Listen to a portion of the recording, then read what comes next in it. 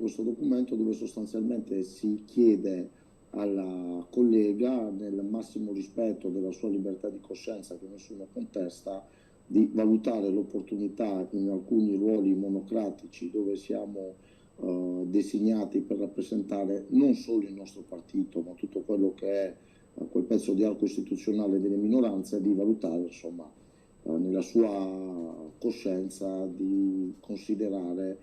il fatto di fare un passo indietro, che specifichiamo ed è importante, non è nessuna sanzione, perché le sanzioni sono quelle ben normate dagli statuti del nostro partito e nessuno di noi, nonostante il dibattito ha avuto sfaccettature importanti, ha mai minimamente pensato o utilizzato la parola sanzioni. Una lunga notte di grandi temi, ma la questione centrale durante la direzione del Partito Democratico Veneto che si è tenuta ieri sera a Padova è stata la posizione della consigliera regionale Anna Maria Bigon dopo la sua astensione durante il voto sul fine vita in Consiglio regionale. 22 dirigenti su 40 del PD hanno sottoscritto una mozione chiedendo a Bigon di riflettere sull'opportunità o meno di ricoprire il ruolo di vicepresidente della Quinta Commissione Sanità. Non l'abbiamo messa ai voti perché risulta evidente che altro senso di responsabilità, che può piacere o no quando si è dei dirigenti politici, è quello di non tentare di spaccare e dividere la comunità. Tra i firmatari della mozione i consiglieri regionali Montanariello e Zottis, i segretari provinciali di Verona, Venezia e Rovigo,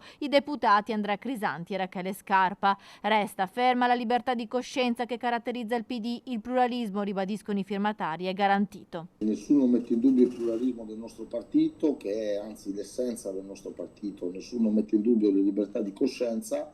nessuno mette in dubbio l'idea che questo tema non debba prevedere sanzioni, ma allo stesso tempo un invito oggettivo nel valutare l'opportunità politica di continuare in un ruolo monocratico a rappresentare un gruppo di persone che non la pensano come te, ma che all'interno di quell'organismo vedono te come massimo più alto rappresentante dello stesso gruppo. Risulta evidente che è un invito che sta in tutti quei canoni e crismi di quelle che sono le opportunità politiche che ognuno di noi, quando diventa classe dirigente, deve saper cogliere.